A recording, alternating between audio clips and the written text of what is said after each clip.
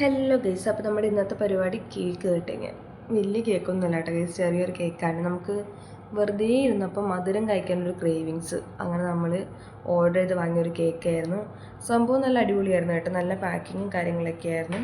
Normal കേക്കല്ല, നമ്മുടെ ice cream കേക്കാണ്, choco fantasy ice cream cake, അങ്ങനെ എന്തോ ആയിരുന്നു കേട്ടോ അതിൻ്റെ പേര്. സംഭവം നല്ല അടിപൊളിയായിരുന്നു, സൂപ്പർ പാക്കിങ് കാര്യങ്ങളൊക്കെ. നമ്മുടെ കയ്യിലൊന്നും ആവത്തില്ല, നമുക്കിങ്ങനെ പൊക്കി എടുക്കാനൊക്കെ പറ്റുമായിരുന്നു കേട്ടോ.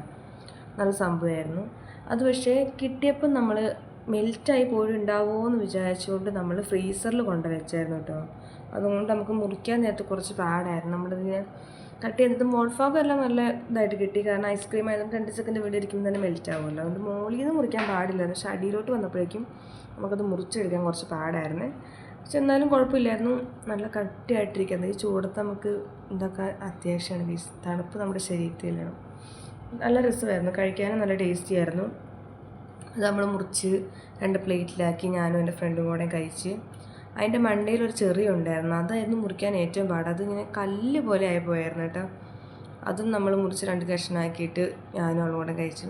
നല്ലായിരുന്നു, നല്ല ടേസ്റ്റുള്ളൊരു സംഭവമായിരുന്നു. പക്ഷേ എന്താണെന്ന് വെച്ചാൽ നമുക്കിത് ഫുള്ള് കഴിക്കാൻ പറ്റിയില്ല. കുറച്ച് കഴിച്ചപ്പോൾ തന്നെ നമ്മൾ മടുത്ത്, കാരണം ആ ചോക്കോ ചിപ്സ് അധികമായിരുന്നു. ഒത്തിരി അതിൻ്റെ മണ്ടയിൽ കൂടെ ഇങ്ങനെ ഇട്ടേക്കണോണ്ട് നമുക്ക് കഴിക്കാൻ മടുപ്പായിരുന്നു. അപ്പോൾ ഇന്നത്തെ ഒരു വീഡിയോ ഇത്രയേ ഉള്ളൂ. ബൈ.